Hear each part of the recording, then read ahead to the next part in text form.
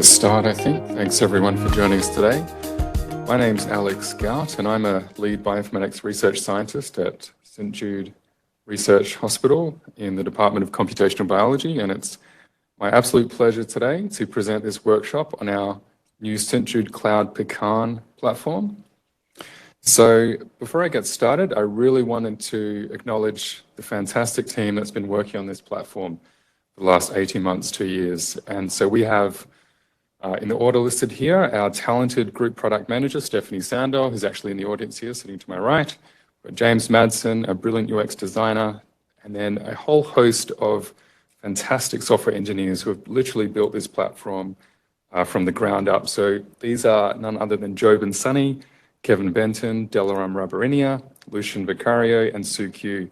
We've also actually had a number of individuals join us in the last few months, so just wanted to extend a warm welcome to Brian, Drew, Wayne, Pranaya, and Ira. And of course, massive thanks to the director of St. Jude Cloud, Clay McLeod, who's provided all the necessary resources and vision for the creation of this platform, for which we are most grateful. So, as excited as we are to present PeCan to you today, we're also excited to get your feedback, and we're really wanting to engage with the community as much as possible from this point onwards with the development of the platform. So we really invite you to chat with us at any time, either during or after this presentation, and you can contact us via email at support@stjude.cloud, intercom chat function at pecan.stjude.cloud. There's a little icon that appears in the bottom right-hand side of the screen, which you'll see.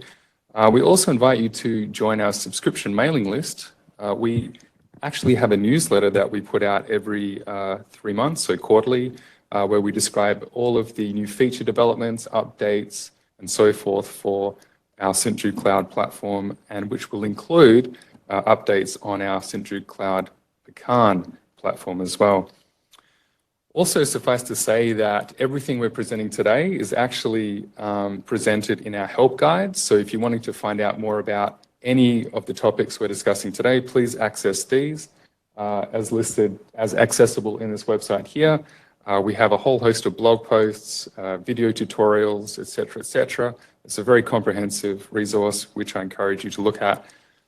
Also wanted to say that during this workshop, even if you're in the studio audience, please join us via WebEx for a number of reasons. So you can firstly ask questions and comments using the chat bar in the WebEx tool. And so we'll be collating these, and Stephanie will be reading out questions at the very end, which would be really great. Also, by joining WebEx and everyone online, we're actually going to be running a number of polls using Slido throughout this presentation. So the way this is going to work is I'm going to present some slide images to describe, various features of PeCan. I'm going to do a live demonstration, after which Stephanie Sandor is going to run a poll where we're going to gather your feedback. So we're really looking forward to that. So we're going to actually start getting some feedback in a poll because we're super curious as to what all of your backgrounds are in the audience here. So if you could take a minute to just look on the right-hand side of your screen on WebEx, there should be a poll that comes up. If you could select the option that best describes your background, that would be absolutely great. Cool. So Stephanie's going to leave that poll open for another 60 seconds or so. So I'm going to get started. So I wanted to begin by simply stating that over the last 10, 15 years, there's been an absolute deluge of high throughput sequencing data in human cancer, pediatric cancer research. And this has been fantastic because it's obviously allowed us to make new discoveries around cancer etiology, tumorigenesis, and even therapeutic development. However, there have been associated challenges with the deluge of this data coming on the scene, and these are really we can summarize these challenges as 3 different aspects. So storage, so how do we store, disseminate, share this data? How do we develop analytical techniques to analyze the data? And how do we visualize, or how do we develop visualization approaches to really unravel the complex genomic data and derive information from therein? And so St. Jude Children's Research Hospital, like any large data provider or generator, I should say, has addressed these challenges by developing St. Jude Cloud. And this is accessible through the link here, and I'm sure everyone in the audience has probably visited this site already. However, this is actually a collaboration between St. Jude Children's Research Hospital, Microsoft, and DNA Nexus, and essentially comprises a cloud-based ecosystem for the sharing of pediatric cancer genomic data and analysis tools that are tailored to advance pediatric cancer research. So we're really proud of this resource that we've generated, and we've written it up a couple of years ago and published this platform in Cancer Discovery, as listed in the bottom left-hand side of the screen. So this is a really nice publication that describes in depth the St. Jude Cloud platform. So please have a look at this publication at your leisure. But suffice to say that St. Jude Cloud essentially comprises a series of integrated applications, each with a distinct role and purpose. So we have our genomics platform, which is a platform that we use to store, share, disseminate high-throughput genomic data. We have our PeCan Knowledge Base, which is essentially what we're going to be talking about today.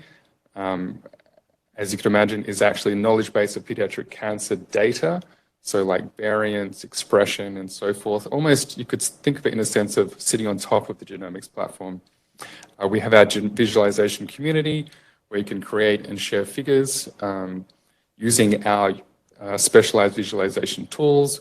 And we also have our Model Systems app, which is an app on St. Jude Cloud that allows you to look at all of the PDX model data that St. Jude has generated for solid tumors and brain tumors and so forth, and access those systems. So in terms of our PeCan Knowledge Base, our mission statement for developing this product is actually quite simple, and that is we're really wishing to empower the pediatric scientific research community by development of a knowledge base of highly curated data in order to enable discoveries and also cancer therapeutic development. And so in this platform, our aim was to include data for all major cancer subtypes for pediatric cancer. Importantly, we have multiple modalities of data represented within this platform. And what we've done is we've actually collated various different data modalities into particular what we call data facets. And so we have a variety of data facets within PeCan that each have interactive interfaces, which will enable you to explore the data therein. And I just wanted to say that we're really happy with the release of PeCan to date, but moving forward, we're really wanting to engage with the community further for the further development of this platform, so we can really draw on everyone's knowledge and expertise within the community to make this the best platform that it can possibly be. So in developing this product, we decided on 4 different phases of development. So initially data acquisition, platform design, platform development, and lastly cohort analysis. So we've actually completed the first 3 phases of this development roadmap, and we're currently working on the cohort analysis phase, which we won't be talking about today because we haven't completed that just yet. However, the release is, essentially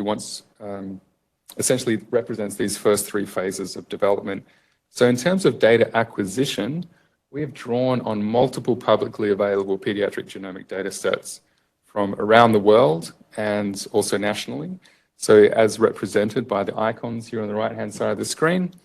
And by developing PeCan, we really have this unique and beautiful opportunity to federate each and every one of these data sets. And this is really exciting because it gives us also the opportunity to acquire further knowledge and derive further knowledge from these data sets, because we're actually assembling larger cohorts than have ever really been assembled thus far. However, once we started collating all of this data, we found that we were challenged by the fact that we had inconsistent subtype definitions from each of these different data sources. So we decided to take it upon ourselves to develop a custom pediatric cancer ontology. We began by using the Memorial Sloan Kettering Cancer Center OncoTree definition. Soon found this wasn't quite adequate for our needs because it didn't involve a lot of pediatric cancers. So we started developing our own. We supplemented it with the WHO classifications, integrated those in, and came up with an ontology involving about 400 different subtypes of cancer across blood or hematologic, solid, brain, and also germ cell tumors. So the fantastic thing about St. Jude Cloud PeCan is that all of the samples have been mapped to this common pediatric cancer ontology, which we've achieved by accessing publication data, or consulting, I should say, pathology reports, and also molecular data when available and applicable. And so what we've done is we've represented this ontology through this, what we call our PeCan Sunburst navigation interface, like so. And you can see that on the screen here. It's kind of like a donut shape. And this really is the gateway into PeCan and allows for ontology-driven exploration of data therein. And basically enables you to select the pediatric cancer subtype that you're interested in, and all the data available for that subtype then appears underneath an icon of each of the data facets below the Sunburst interface. And so these data facets, of which we have 4 to date, we have our variance data facet, our mutational signatures data facet, expression and histology data facets. We've also got a PI analysis tool, which is on the far right at the top, which is actually a tool where the user can upload their own variant data and we predict the pathogenicity of the variants therein. We're not going to be talking about that today. However, each of these different data facets, as presented here, involves a custom interface that facilitates exploration of data therein, as I mentioned momentarily ago. So I'm just going to give you a quick demonstration to the Sunburst interface that we have. So, well, actually, I've just landed on the pecan.stjude.cloud homepage, as you can see here. And this is the basically involves a whole lot of information describing all of the features on PeCan, which you can look at your leisure.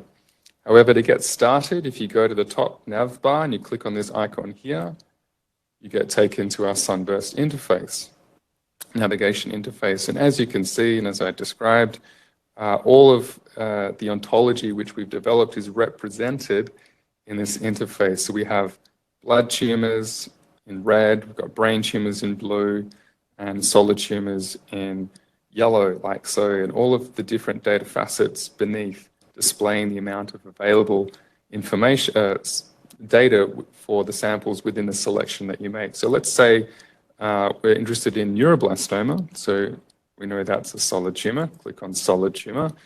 It's a peripheral nervous system tumor, like so. You'll notice that as I hover over things, a little description of the subtype appears. And you'll also notice as I click on various levels of this Sunburst interface, these numbers of samples updates beneath each of these data facet icons. So finally, click on neuroblastoma. You'll also notice that on the left-hand side, you can see a diagnosis selection panel, which shows the path to the selection of the subtype that you've made. You can navigate through this interface by clicking on back, like so. You can reset it by clicking on reset. And if you're alternatively not keen on using that to start with, and you just want to see whether or not we actually have a subtype that you're interested in, you can select the diagnosis option at the top right of your screen. Click on neuroblastoma, if I can spell, like so. Click on the associated link, and you're immediately taken to the neuroblastoma selection within our subtype definition. So that's our Sunburst navigation interface. And so now what we're going to do is we're going to run through each of the different data facets, provide some slides, I'll give a demonstration, and then we're really excited to get some feedback from everyone in the audience that Stephanie, our product manager, is going to collate. So our variance data facet enables you to explore curated variants via interactive visualizations. So essentially what we did is we sourced data from 37 different pediatric cancer publications from a whole variety of national and international organizations and institutes, as listed on the left here. We essentially pulled published variant data from these manuscripts in the sense of we took single nucleotide variants, we took small indels, we took copy number variants, structural variants, gene fusions, for a total of 5,500 patient samples. And then we developed 5 custom interactive interfaces in order to allow you to explore this data. So we have our OncoPrint view, variant prevalence, we've got our genome paint, protein paint views, and also our variant details page. We're going to be discussing the first 4 of these today. So in terms of our OncoPrint view, this represents a variant landscape depicting the variant presence and frequency across samples within a given subtype that you've selected. So as you can see here, we have our genes represented on the left, our samples represented across the below of the plot. We have our key, the top of the plot, and then we have lots of metadata at the top of this image here, like so. And then we've got all of the variants in each of the samples that occur within each of these genes depicted as a color. We also have our variant prevalence view, which essentially presents a gene-level variant type composition and prevalence display for samples within a selected cohort. So here on the left, we have our variant class proportion. So patch 1, for instance, has a lot of frameshift mutations within this particular cohort. We can see that over 25% of patient samples within this cohort involve a mutation in the patch 1 gene. And these are the origins of these particular variants under consideration in this respect. We also have our protein paint view, which is a tool that Xin Zhao within the Department of Computational Biology has developed with his team a number of years ago, as indicated in the publication below. And this is really essentially a gene-level display of variants that are presented on a protein domain view and also scaled by prevalence. This is also known as a lollipop plot, by the simple fact that all of the variants depicted on this plot look like lollipops. However, as you can see, we have, again, patch 1. We've got our protein domain view, like so.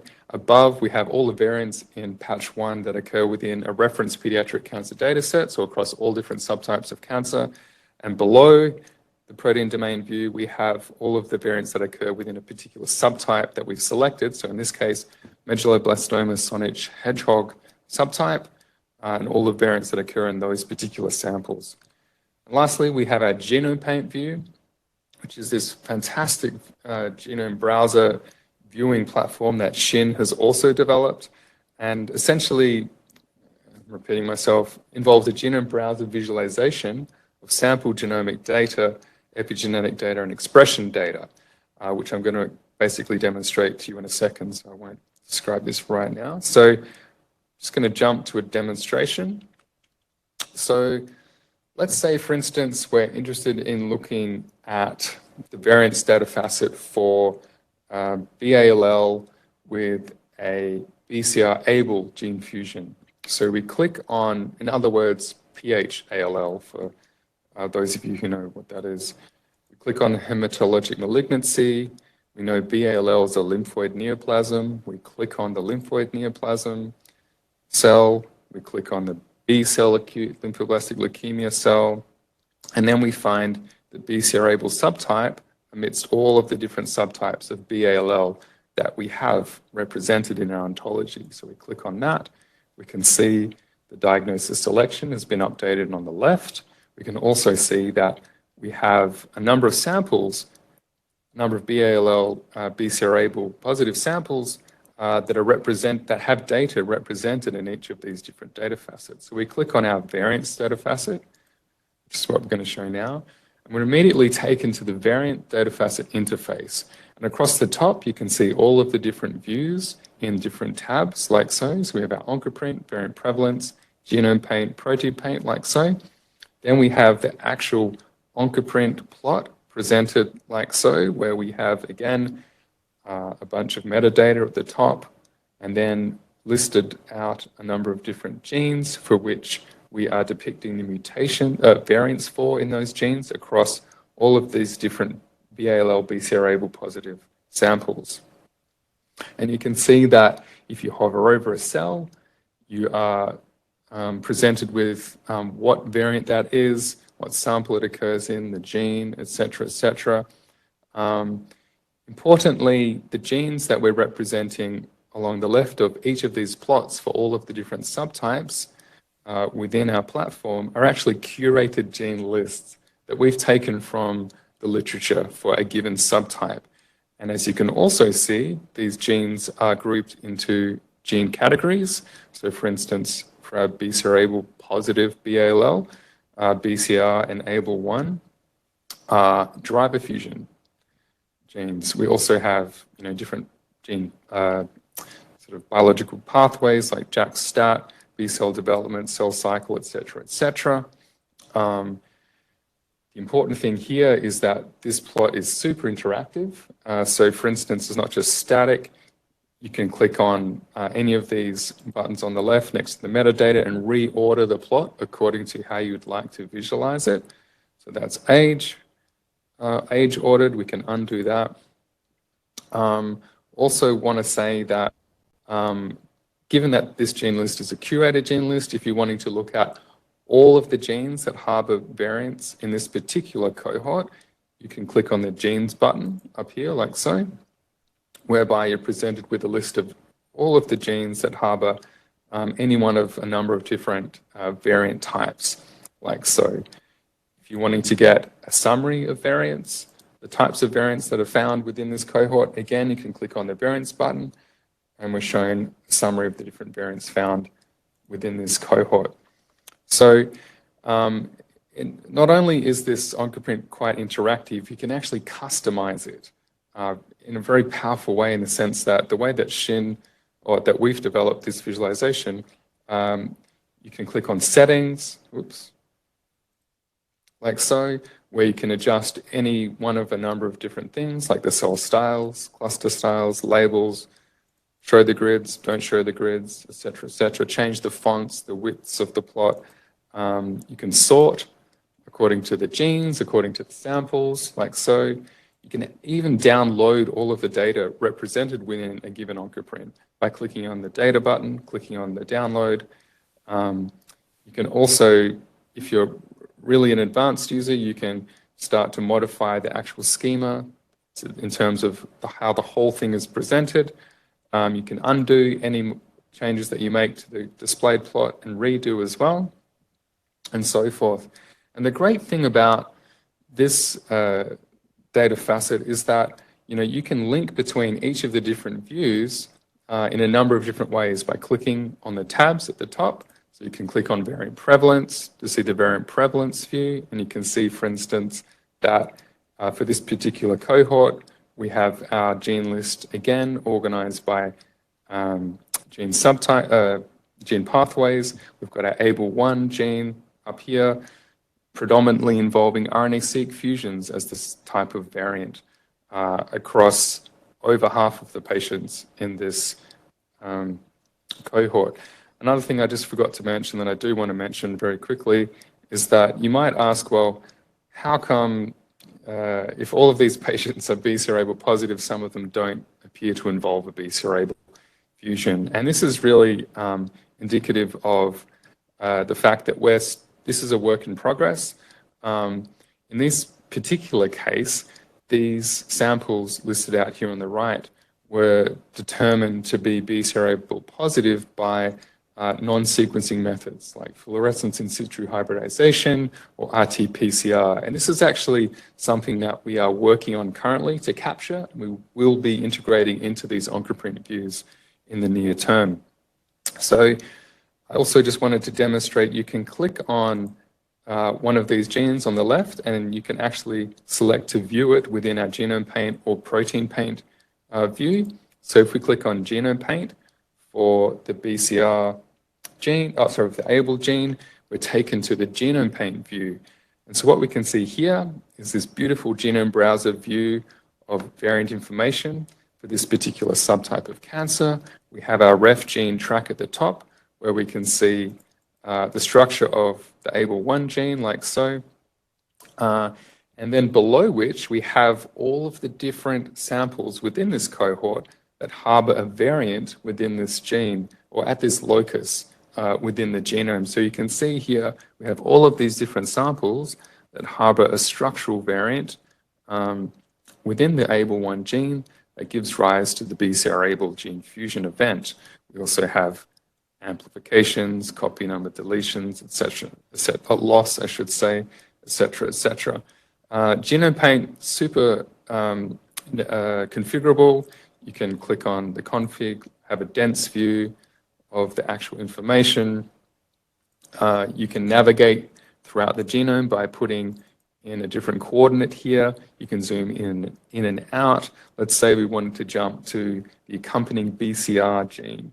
So we type in BCR, hit enter, and immediately we're taken to the BCR locus, where again we can see, let's just zoom out a little bit, we can see all of the structural variants or the accompanying structural variants in these samples that give rise to the BCR-ABL gene fusion.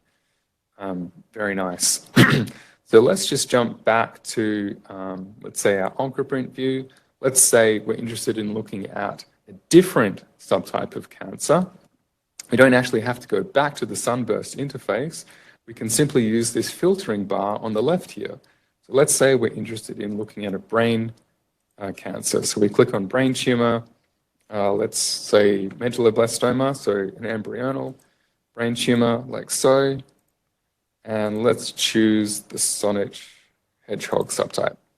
Click on submit, and immediately the OncoPrint has been regenerated to show an OncoPrint for medulloblastoma Saanich hedgehog subtype. And immediately we can see very nicely that we have our 3 canonical genes that are mutated in this particular subtype of cancer. We have our patch1 and SUFU tumor suppressors, which naturally largely involve frameshift or nonsense mutations to really impede the functioning of those proteins. We have smoothened, which is an oncogene, which involved missense mutations, which makes sense in this respect, providing activation of the smoothened oncogene. We can easily switch to a different subtype of medullo, so let's say Wnt. Click on that, and we are presented with a new OncoPrint view where we can see the canonical beta-catenin variants within patients of this sample, like so, each containing missense mutations. Again, we can click on the gene. Instead of Genome Paint, let's select Protein Paint, like so. We are taken to the Protein Paint view for this particular subtype of cancer. And so at the top of the view, we can see all of the variants that occur within our pediatric reference data set across all subtypes. Below the protein domain view, we can see all of the variants that occur within the Wnt subtype of medulloblastoma in the N-terminus of this protein. So this actually makes sense because beta-catenin is usually phosphorylated in order to sort of modulate the activation. By removing these serine residues by missense mutations, we are effectively making the protein overactive, contributing to tumorigenesis in these patients, unfortunately. However, you can really sort of drill down and look at all of the different variants in this particular view. You can also zoom in and out, like so, using these buttons at the top. You can update the legend. So just, let's say you just wanted to view missense mutations in this protein, you can do that. You can also, whoops, just change that, modify any one of these different legend keys for the viewing. You can also even add your own track to this view. So let's say we're wanting to add our own VCF file to view variants within our VCF file within this particular gene. You can add a custom track like so. Let's say VCF file Let's just quickly grab. You can either, if you're at St. Jude, you can enter a path to a VCF file on the HPC, or if you are not at St. Jude, you can simply enter the URL for a variant VCF file, which you might have on a cloud server somewhere. In our case, I'm just going to show you that using a URL link for a VCF file. So we enter that URL in here, click on Add VCF, click on Submit, like so, and up comes all of the variants located within the beta-catenin gene within the VCF file that you've just uploaded. And this isn't the only interactivity you can have with the variants data facet. You can also customize your oncoprints by adding your own data to them. So I'm just going to showcase a little example. So we've been working with the PEDDEP-MAP Accelerator project, so a colleague of ours, Paul Gilia. And in this PEDDEP-MAP project, which is essentially a high-throughput screening of pediatric cancer cell line data. It's a project involving the Broad Institute, St. Jude Children's Research Hospital, and the Dana-Farber. So he was just curious early on in the scheme of things to know of the cell lines for neuroblastoma that he was screening, how well do those cell lines represent patient sample molecular data? So he came to us and worked with Clay to basically ascertain this. And so, for instance, what they did was they initially took the neuroblastoma oncoprint, which is loading here, for patient diagnosis in green and relapse samples in orange, like so, and basically added their cell line neuroblastoma variant data to this plot. So I'm just going to show you how to do that right now. So let's say you have some S&V indel data formatted in a correct manner, which you can learn about by accessing our help guides. So S&V and indel file, let's choose the S&V file like so. Click on open, and immediately that file presents cell line variant data here on the right-hand side of the screen. We can supplement that with copy number variant data. So let's go to the copy number option, choose another file that I've made earlier, like so, and then that gets added to the oncoprint view on the right here. So all of these are cell line data, cell line samples, and this is all of the S&V, indel, and copy number variant data therein. So they were wanting to just quickly ascertain, as I mentioned before, how well do these cell lines represent the molecular events in these patient diagnostic samples. And so what you can do in order to integrate these is actually modify this JSON file, which you can access using this advanced schema here, like so. I don't have time to explain how to do that today, but you're, again, welcome to read our help guides in order to learn how to do that. So they did that, and then I'm just going to show you the actual result. So here is the actual result of integrating the cell data with the patient data. So you can see, if I just reorder these, we have all of these cell lines represented in this purple color, patients again in green, and red, yellow, if they were diagnosed as relapse samples. And when we integrate this cell line data amidst all of this patient data, we can see that, just as a nice little quick example, we have the canonical MIC-N variant in neuroblastoma patients. We have ALK mutations, we have ATRX variants as well. We can see, if we look very closely, we have these cell lines harboring MIC-N variants, or we have one that involves an ALK variant. However, we don't have any that involve a ATRX variant over here on the right, which is a bit of a problem because the whole point of the PEDDEP Map Accelerator project is to do high-throughput screening to identify potential drug targets/vulnerabilities in cell lines to develop therapeutics for associated subtypes of cancer. We know that the ATRX mutated neuroblastoma actually have really poor outcome.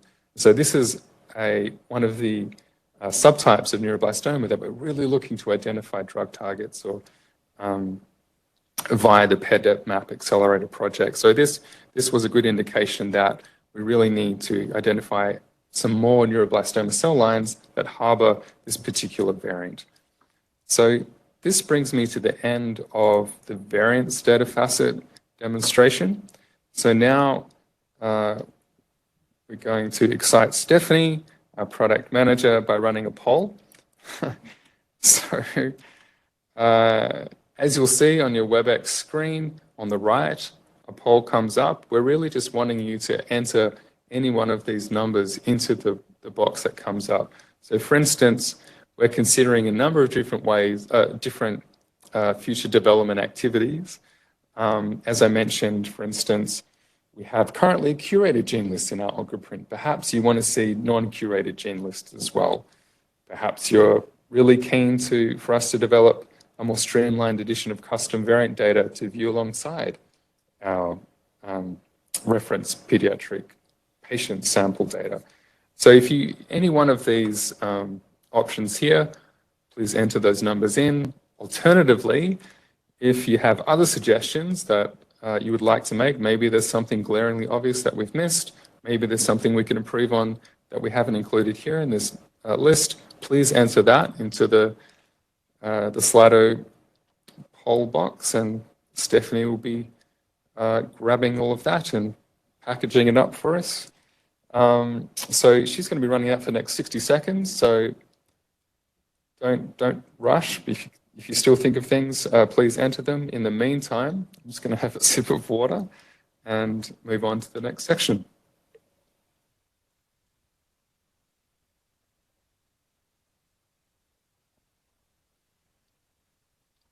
Okay, that was a fast 60 seconds. So right now I'm going to talk about the mutational signatures data facet within our PeCan platform.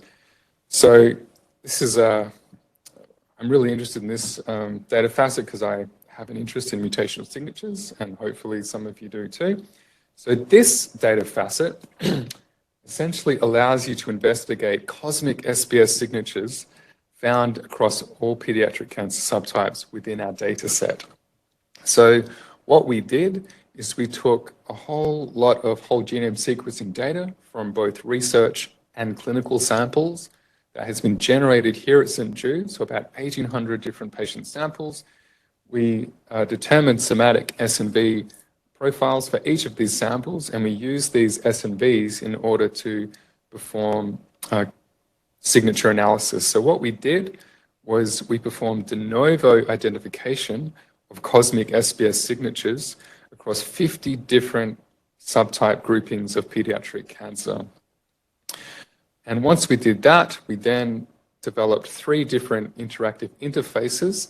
So a pan-cancer signature heat map, which links to a cohort view page, which links to a sample view page. Each of these are highly interactive, as you'll see in a moment. So we have our pan-cancer heat map, like so, which displays, it's essentially an interactive heat map, as I say in the slide, a view of cosmic SBS signatures identified in lots of different pediatric cancer subgroups, about 50 of these. We can see the subgroups listed here on the left, so AML, acute myeloid leukemia, BLL, et cetera, TLL, anaplastic large cell lymphoma, that sort of thing. Across the top, we have our different cosmic SBS signatures, and then within the heat map, an indication of to what degree samples within these particular groups of cancer harbor a mutational signature listed on the top. So that's our interactive heat map. If you click on one of those cells in that heat map, you're taken to a cohort view page, and this represents or it conveys cosmic SBS signatures within the cohort that you've selected. So Here, we're going to basically be displaying a summary bar plot at the top, a key for the different mutational signatures found in this cohort, and then listed below is a new line for each sample, again presenting a bar plot in each case, depicting the different mutational signatures proportionally that are found within the SNV population of each of these particular samples. On the right, we have a mutation burden plot, like so, indicating the total number of somatic SNVs found within that patient's genome. If you click on one of these patient samples, like so, you're taken to the sample view page. And this is a sample level mutational signature information display. At the top, we have a bunch of metadata, summary bar plot, we have a mutational profile for that particular sample, and then all of the cosmic SBS signatures found therein that essentially contribute to this mutational profile. So now I'm just going to give you a quick demonstration of our mutational signatures data facet. So for instance, let's say we're wanting to look at the mutational signatures found in BALL samples that harbor an ETB6 RUNX1 gene fusion. So we can navigate our way to this particular subtype of cancer, like so. Click on that cancer, we can see that we have 159 samples with mutational signature data within that particular sample set. Click on the mutational signatures data facet icon. We're taken to, just make this smaller, I think. We're taken to the interactive heat map page where we can, again, see all of the different signatures found in all of the different sample groups. Because we entered this data facet by selecting on BLL with EDV6 RUNX1, that row has been highlighted like so.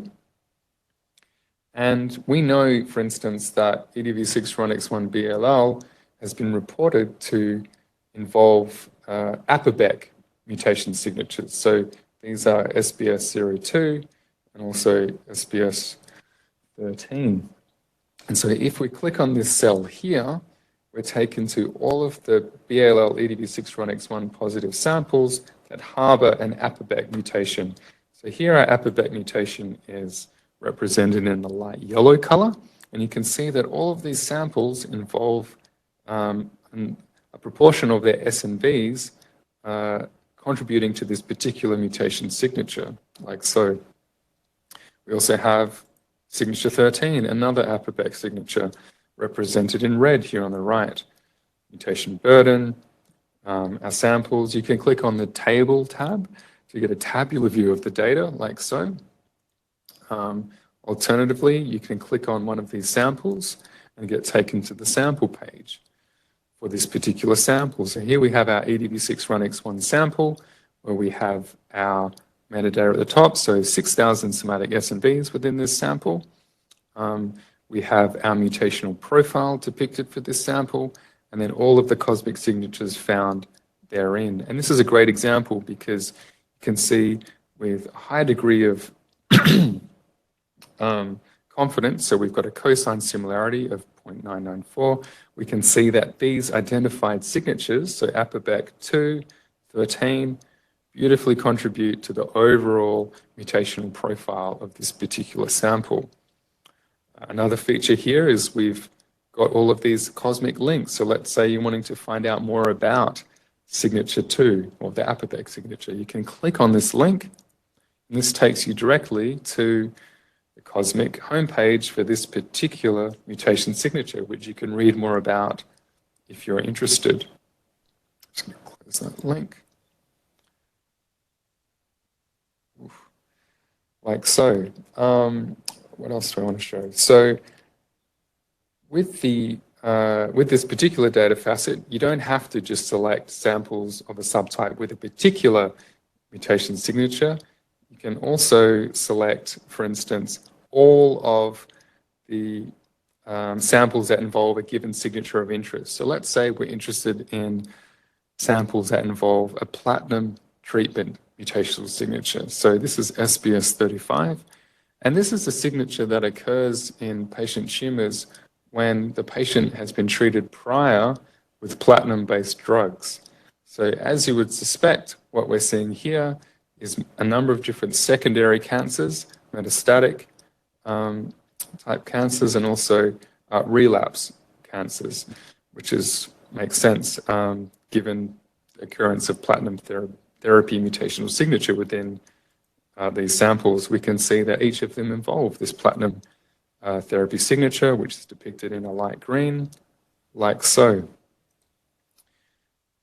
We can also use this heat map to look at all of the samples within a given subtype and the mutation signatures found therein. So for instance, let's select a solid tumor, hepatoblastoma, for instance. This is a liver malignancy. And again, we can see all of the samples that we have in this class of tumor and all of the mutational signatures found therein. Interestingly, if I remember correctly, yes, 2 of these samples involve aristolochic acid mutation signature. This is the signature 22. And this has actually been, this is a known carcinogen, known to be associated with liver malignancies. So we can see 2 of these patients harbor this particular signature, like so. If we click on one of them, we're taken to the sample page for this patient, and we can see that if we look at the mutational profile at the top, we can see SPS222, the aristolochic acid signature, nicely representing this patient's mutational profile, which indicates potentially that maybe aristolochic acid exposure might have contributed to the onset of cancer in this patient. And the last thing I want to do on this data facet is show you that this is something we're still working on, but just to give you a glimpse, you can actually link the presence of a mutational signature with the occurrence of a somatic mutation driver event within a particular patient. So let's say we take mismatch repair deficiency as a signature. So patients that involve a somatic or even a germline mutation in a DNA mismatch repair gene often then accumulate mutations like crazy because they don't have the repair machinery to correct errors in, say, the DNA once it's being replicated, et cetera, et cetera. So this can occur when you have a mutation in genes like MSH2, MSH6, PMS2, et cetera, et cetera.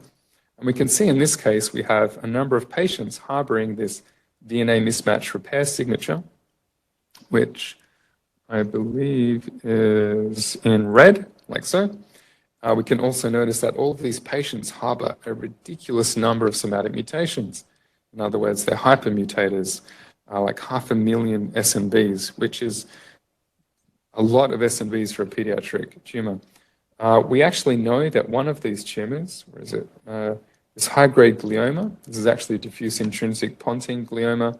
We previously reported this sample to harbor a PMS2 mutation, which is a known mismatch repair pathway gene.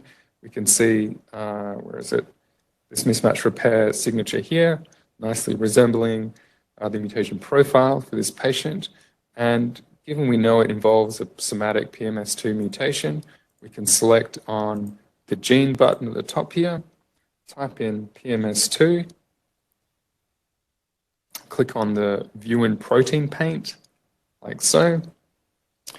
We can then look at, so this is, again, the protein paint view that you've all seen before. Click on the actual mutation list and go down to this particular sample. Click on that, and immediately we can see that that particular sample harbors a nonsense mutation in the PMS2 gene. If we click on this variant, we can see that we're predicting it to be pathogenic. And we can see all of the metadata for this sample and this variant are coming up like so. So this is, that's all I really wanted to say regarding the mutational signatures data facet. So now we're just going to zip back to our workshop. And again, Stephanie is going to be delighted with all of your feedback through this next poll. So we're considering working on a number of different features to improve the mutation signatures data facet. This is, as listed here, we're thinking of adding additional mutation signature types, like indel mutation signatures, structural variant, copy number variant mutational signatures, considering the introduction of ancillary data that can be derived in part from mutational signature data, et cetera, considering developing a mutational signature workflow where a user can upload their data, identify mutational signatures within their somatic data set, and then upload it to the data facet for comparative purposes. So if any of these seem like interesting things for us to work on, in your opinion, please enter the associated number in the box in the Slido poll. Alternatively, if you are a mutation signature expert and I have missed something, or we have missed something in development of this data facet, please make a suggestion in the text box as well. And again, I'm going to have a sip of water. Stephanie will run this poll for the next 60 seconds.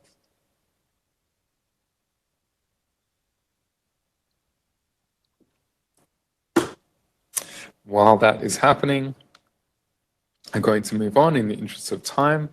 The next data facet I'm going to be talking about is our expression data facet. And this allows you to examine pan-cancer expression maps derived from RNA-seq data. So what we've done here is we've taken RNA-seq data from a whole host of pediatric samples, which we've generated the RNA-seq data here at St. Jude, from clinical and also research samples. And we have essentially about 3,500 different patient samples represented here. What we've done is we've performed our own internal data analysis where we've aligned the RNA-seq BAM files, done gene feature counting, normalization, batch correction, and then we've performed dimensionality reduction using T-stochastic neighbor embedding in order to develop two-dimensional maps of blood, solid, and brain tumors. So once we achieved that, then we developed these interactive interfaces so that you could interact with these different maps. And so just to give you a quick idea, so for instance, when we analyzed all of the solid tumor samples, did the dimensionality reduction, we ended up with a map that looked like this, where each dot represents a different sample, and we can see that we have really nice grouping of all the major subtypes of pediatric cancer solid tumors, like so neuroblastomas, retinoblastomas, rhabdomyosarcomas, Ewing, et cetera, et cetera. So we developed an interactive interface on top of these maps, which allows you to interact with them and work with them. A number of different functions are available, which I'm about to run through now through a demonstration.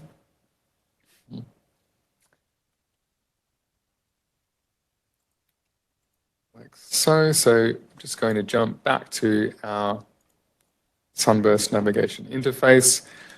So let's say we're interested in looking at all B-cell acute lymphoblastic leukemias within the blood tumor expression map. So we can click on the BALL, select the BALL subtype like so. We can click on the expression data facet, and immediately we're taken to the blood tumor map with all of the BALL samples highlighted on this map. So here we can see all of these different BALL samples highlighted on this blood tumor map, like so. The first thing we can do is, if we wish, is resize this image like so. We can hover over a sample and see the associated metadata. We can, for instance, pan and zoom like so, all pretty self-explanatory. We can also lasso particular samples of interest, where we can actually draw a little circle around a particular group of samples. In this case, these purpley type samples. List out the samples. We can see all of the metadata associated with these samples. We can see that all of these involve a TCF3 PBX1 gene fusion event, like so. We can also click on, for instance, the button in this key on the right, so TCF3 PBX1, to highlight those particular samples, or any other subtype of cancer that you can see in this legend. We can also do a search in the top right search bar. So this search basically searches all of the metadata associated with all of these particular samples here. So let's say we want to look at TCF3 again, PDX1. This also highlights these particular samples again. We can also click on this new filter button on the top left to perform filtering. So let's say we wanted to filter on any one of these different attributes. Again, quite self-explanatory. We're just going to quickly show the selection of the TCF3 PBX1 BLL again, like so. And then again, it highlights those particular samples.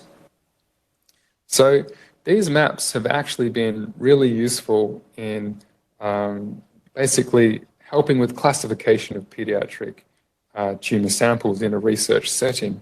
So many people around the world are actually using one of our analysis workflows, which is our RNA-seq expression classification workflow on St. Jude Cloud, which you can access through our workflows page.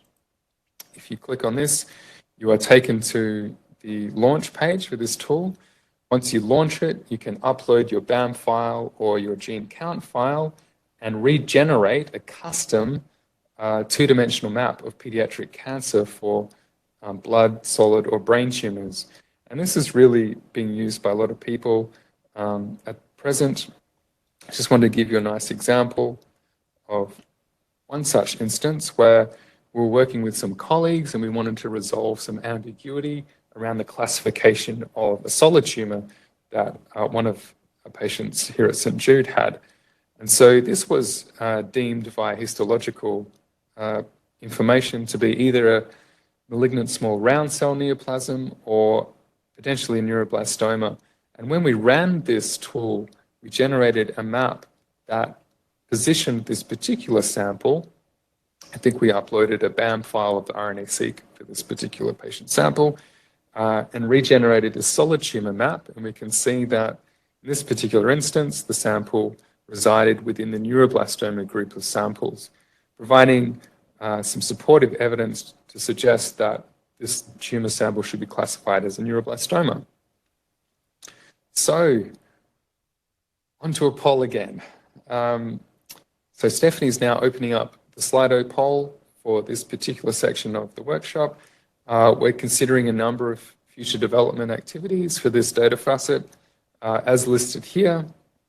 Maybe we're considering doing differential gene expression analysis or facilitating that within the data facet. Enabling you to generate subtype-specific landscape plots is another one.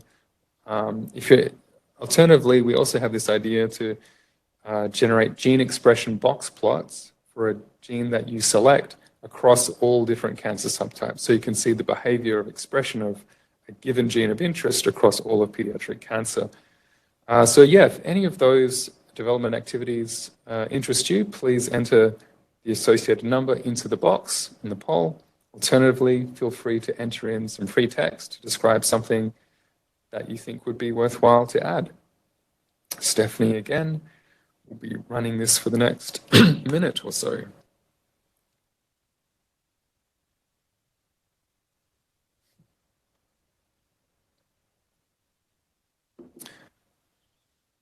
How are we going? Yep. Okay, thanks for your feedback. So the last data facet that we're going to be talking about today is our histology data facet. And this data facet allows you to examine H&E histology slide images from pediatric solid tumors. This has been a fantastic collaboration with the COMET project, led by none other than Dr. Mike Dyer within the Department of Neurobiology here at St. Jude. And this has been a big collaborative effort between a number of different departments and individuals at St. Jude. And the COMET project really is aimed to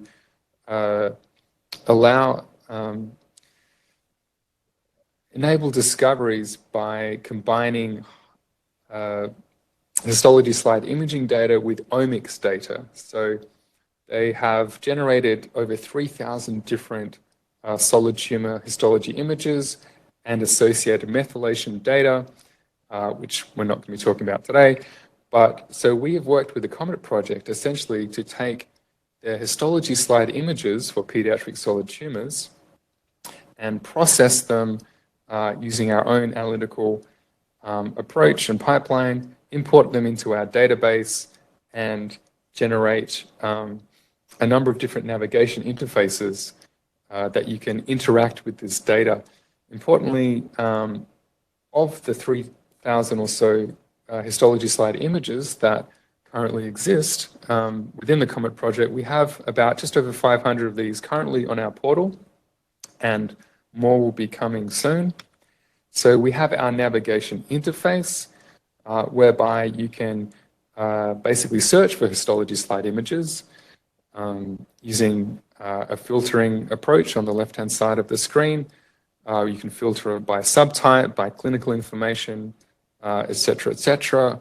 The results of the filter then are presented in our search results section, where we have a thumbnail for every different sample that satisfies the search criteria. If you click on that thumbnail, you're taken to the sample page, whereby you are seeing a nice slide image for that particular sample. You're seeing some patient history of the different slides that are available for that particular patient, and also some metadata associated with this particular slide image on the right here. You can also copy the URL and download the slide image by these buttons at the top, and you can also actually interact with this image via our embedded slide viewer. And this enables you to really zoom in and examine the morphology, the cellular morphology of the histological image for this particular, for the particular sample that you've selected. Again, once you've done that, you can copy the URL, or even just copy the URL in the actual the browser, and this captures the coordinates that you're viewing in the particular slide image, and you can share it with a colleague. So for instance, here we've zoomed in and we can see in this particular retinoblastoma sample a really nice depiction of cellular rosette formation. So now I'm just going to give you a very quick demonstration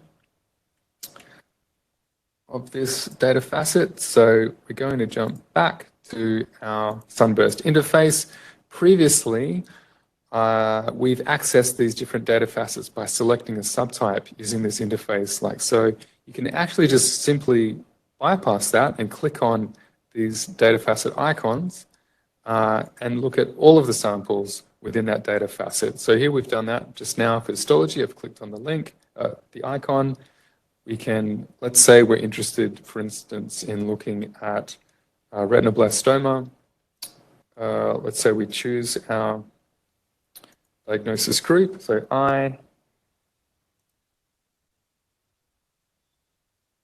retinoblastoma, like so. We can see that we have a number of different retinoblastoma samples coming up. We click on the first one, like so. We can see the nice slide image, a number of metadata on the right. We can zoom in, like so, all the way in to look at different cells within the histology image. I always get a kick out of this. Like so. And you can do this for a whole host of different pediatric cancer solid subtypes. And this is something we're really proud of having developed in collaboration with the COMET project. So we actually are also working with the COMET project on implementing an image search feature within this data facet. So this is something we're working on with a number of individuals in the COMET team. We're basically implementing a machine learning algorithm as reported by Calra et al. In 2020 to perform this image search. And the idea here is that you can upload your own slide image to the data facet, or even select a slide image within our data facet, and then perform an image search using the whole slide image or a region of interest or a patch within that slide in order to retrieve all the best matching slide images within the data facet. And so you could imagine this could be really good for aiding with the classification of a new cancer that you might be looking at, or even the confirmation of a PDX model cancer. Does it really represent the cancer subtype that it's intended to? Super exciting. If you're wanting to find out when this image search feature is released, you can join our subscription mailing list at subscribe.synergy.cloud. This will be basically represented within one of our quarterly newsletters, so we can't wait to tell you all about that. And lastly, another audience poll. So please entertain us with some feedback here. We're thinking of a number of different ways that we can improve this data facet, potentially enabling users to contribute their own imaging data to the data facet. And in this manner of speaking, by doing so, it would enable other users around the world to look at user-contributed imaging data, but also that data could become part of the data set with which we search against using our image search tool, for instance, like that, depending on if the user is happy for that to occur. If you're interested in, maybe we could develop further features that enable annotation and commenting on slide images. That's something we're considering, and we're also toying with the idea of incorporating spatial transcriptomic data into this data facet as well, which is super exciting. So if any of those features take your fancy, then please enter the associated number in the poll on the right-hand side of the screen. Alternatively, if there's something else that you'd like to suggest, some feedback or a suggestion, please enter that in as well. And we'll be running this poll for the next 60 seconds.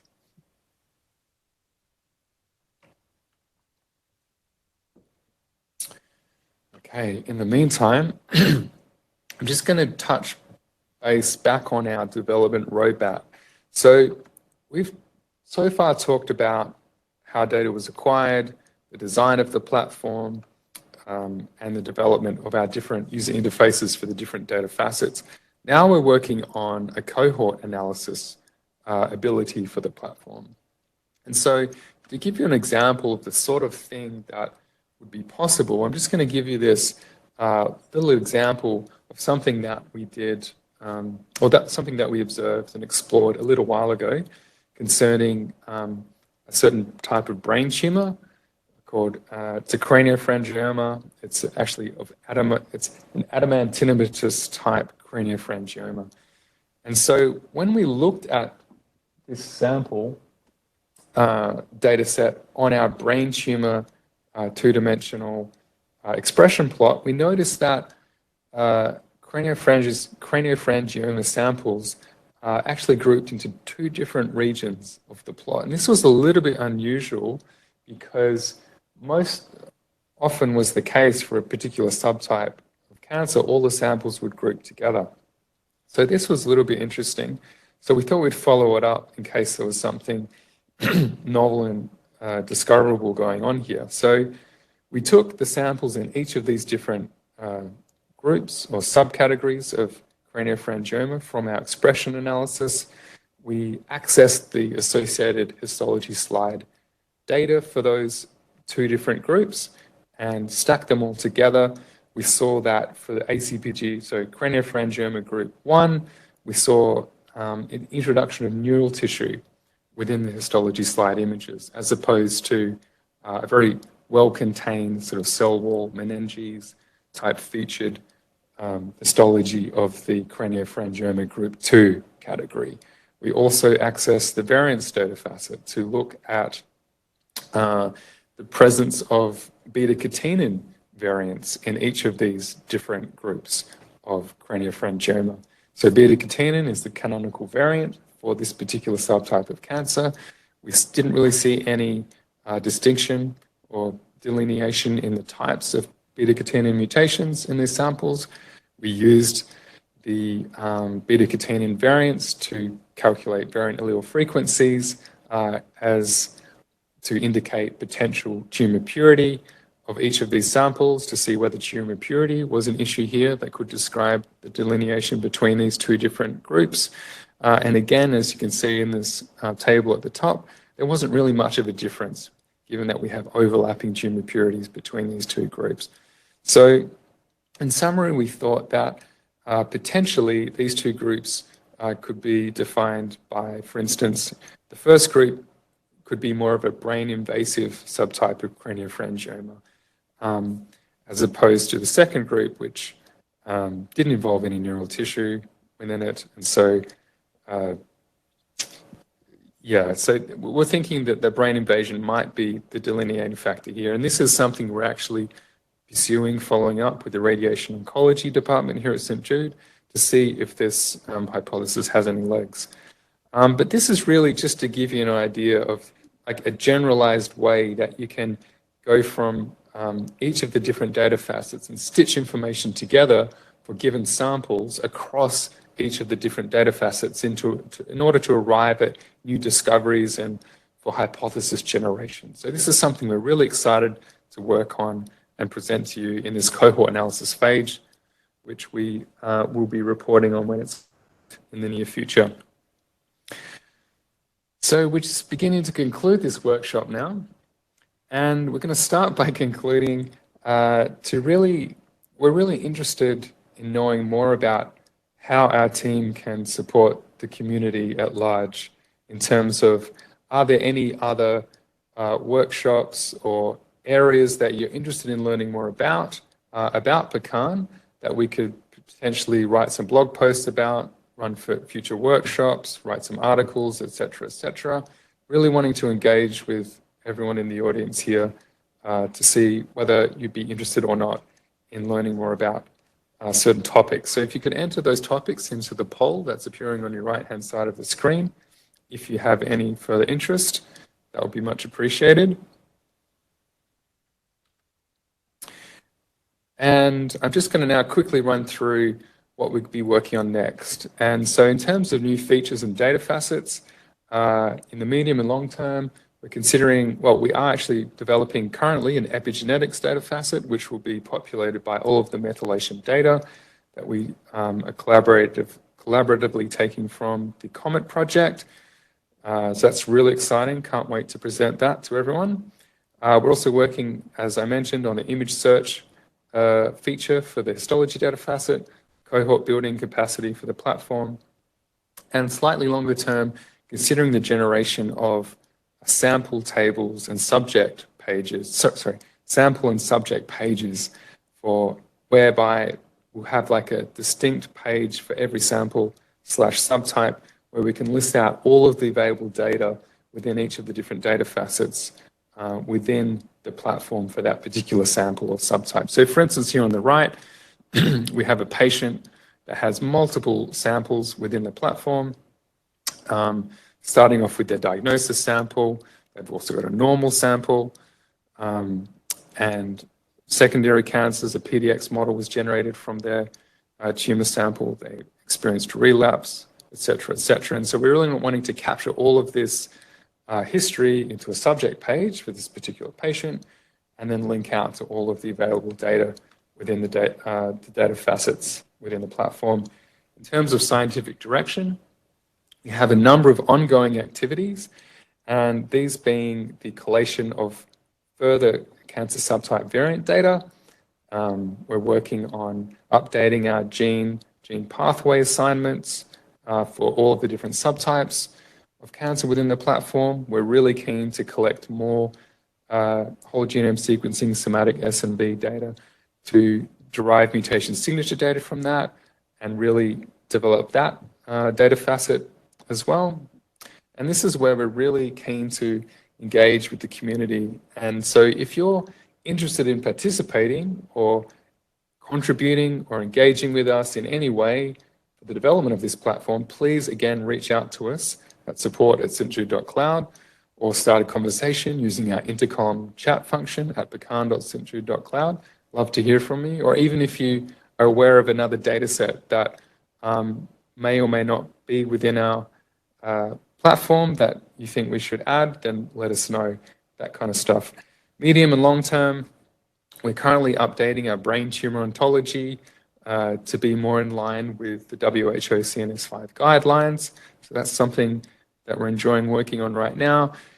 For the longer term, we are happy to, we are super excited to continue to work with the Childhood Cancer Data Initiative, so it's CCDI, the PEDAP-MAP Accelerator Project, and also continue with the addition of clinical genomics data to the platform. And this really just leaves me to acknowledge all of the individuals who have contributed to this platform.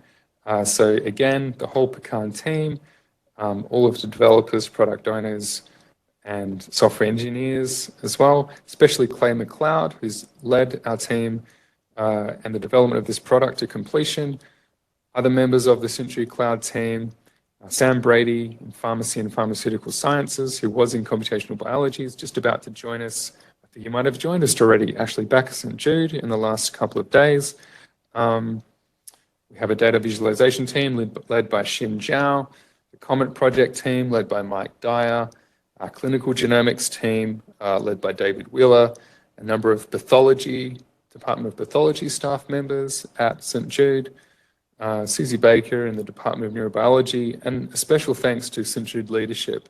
So Jing Wei, Keith, Charlie, and also Jim, especially Jing Wei, who has been an absolute trailblazer for pediatric cancer genomics research in the last 10 years, being intimately and spearheading the Pediatric Cancer Genome Project and a whole number of other initiatives, and has been super, super amazing for us developing this PeCan platform. So we're really grateful to her.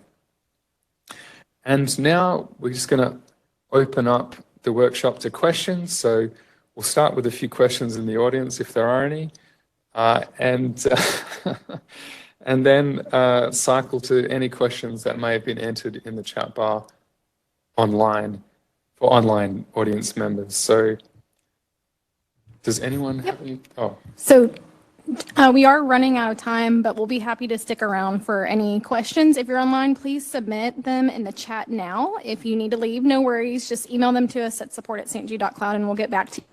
So if there's any questions in the crowd, Alex will take those now, and then we'll take 1 to 3, and then we'll answer any online.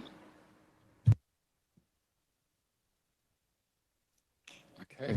Is there a way to download like full data sets so I can apply like my own methods to them instead of your methods? Yeah, so, well, let's see. So let's say the expression data, for instance. Actually, at St. Jude Cloud, in the genomics platform, you can download all of the expression data that we have incorporated into our platform here for your own purposes, that sort of thing. For the mutation signature data, we don't have the ability, we haven't allowed the ability yet to download all of that data, but something that we're definitely considering in the near future with the histology images.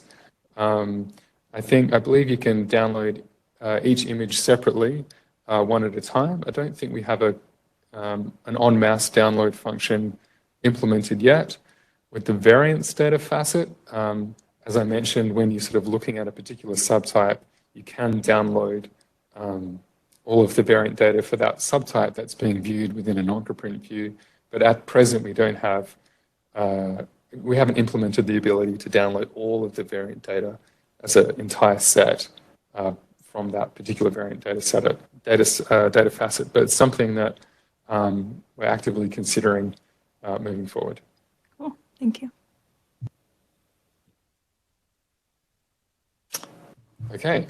Okay, we will go ahead and move to online questions. So one is from John Easton. He asks, does the signature profiler include the analysis of intergenic regions from the WGS data, from whole genome sequencing data? As in the mutation signatures?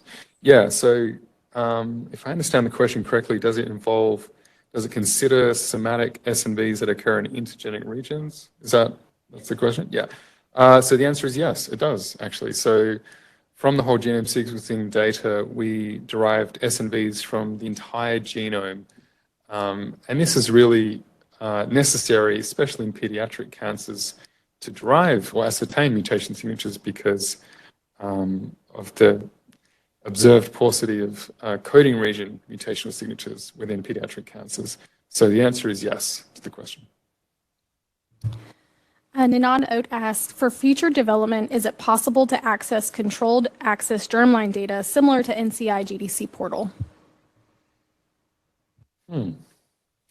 I might get Director Clay to, did you want to speak on this? Sure. Yeah. No, I think we're sort of, we have a number of projects that we're piloting these types of things. I mean, one example of this is the survivorship portal, which is made available through the visualization community, which we didn't talk about today. But I think as a whole, it's something that we're considering. Honestly, I haven't really considered that from the PeCan perspective, but it is something to think about. So I think honestly the answer is I'm not sure. Let us think about it. Yeah. So can you just read the question again, just for my own? For future development, is it possible to access germline data similar to NCI GDC portal? Germline data, like as in variant data? Protein Paint does have a GDC data set, however, it is not the controlled data. I mean, within our genomics platform, we do have GVCF files for a number of the patients which you could request access to. I think that's the extent to which we could best answer that question at this point in time. But thanks for the question, Anand. Next question is, great presentation. Is there a way to locate the actual mutation region sequence? And is there a way to download that for multiple patients, for example, fusion sequence? Sorry, can you read that one more time? Is there a way to locate the actual mutation region sequence? And if so, is there a way to download that for multiple patients? For example, like a fusion sequence? If I understand the question correctly, can you locate the region of interest within which a mutation occurs and then download that for multiple patients? Well, gee, let me think. I think the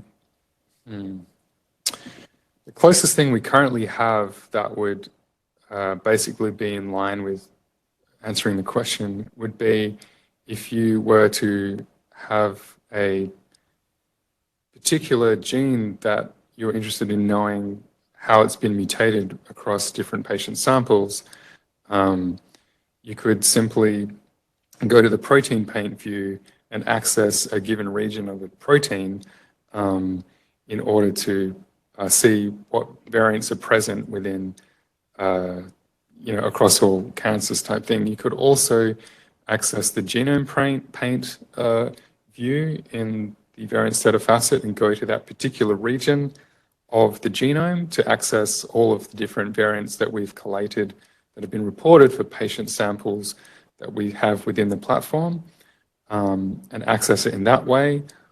Alternatively, if you are super keen and have the ability, Century Cloud through the genomics platform enables you to actually request and gain access to raw genomic data for all of the, at present, St. Jude cohort studies that have been uploaded onto St. Jude Cloud. And by downloading, for instance, all of the raw genomic data, you could, develop a script to parse all of that information to pull out all of the regions of interest all of the region of interest for all of the samples that you're interested in across all pediatric cancers.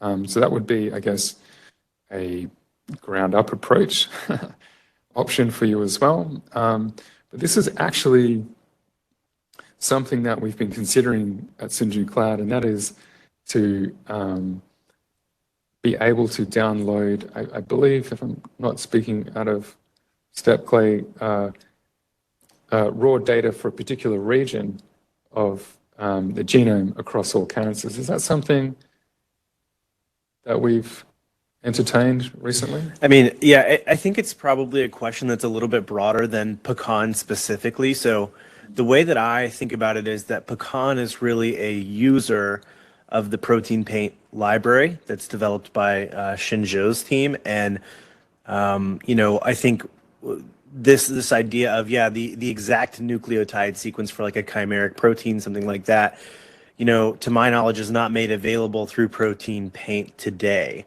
But so in this case, I think it's really a question of, we'd have to follow up with the protein paint team to see if that's something they could make easier to access.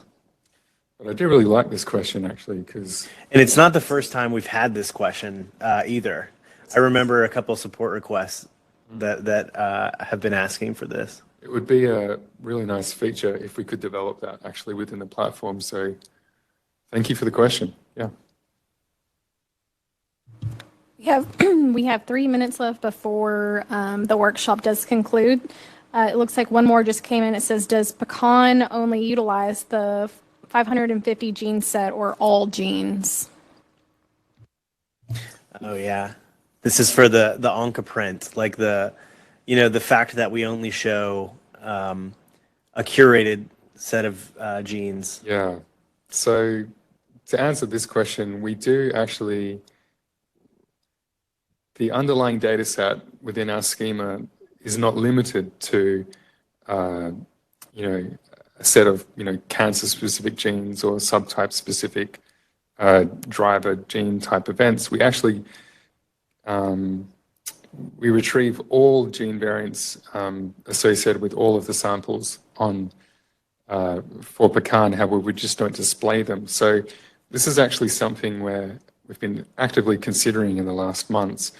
And our solution to this will be, basically, we're going to be developing a toggle that allows you to switch between our curated gene list and our entire gene list for a particular sample subtype of interest for variant display purposes. But be careful what you wish for, because you get an OncoPrint with thousands of rows. Yeah. So we started doing that, and I think it even overwhelmed us. So yeah, we did. That is a funny story. Yeah, we did load it up for the first time. We were so excited, and it broke the web browser. It had so many rows. So yeah. So anyway, great question. Thanks. Okay, well, thank you everyone for your attendance and participation. 120 people. Wow, fantastic. What a great turnout. This has been a real pleasure to present to you, and we're excited to engage with you further as time goes on to really ramp up the utility of this platform for the community. And so we look forward to being in touch with you again soon. So thank you very much.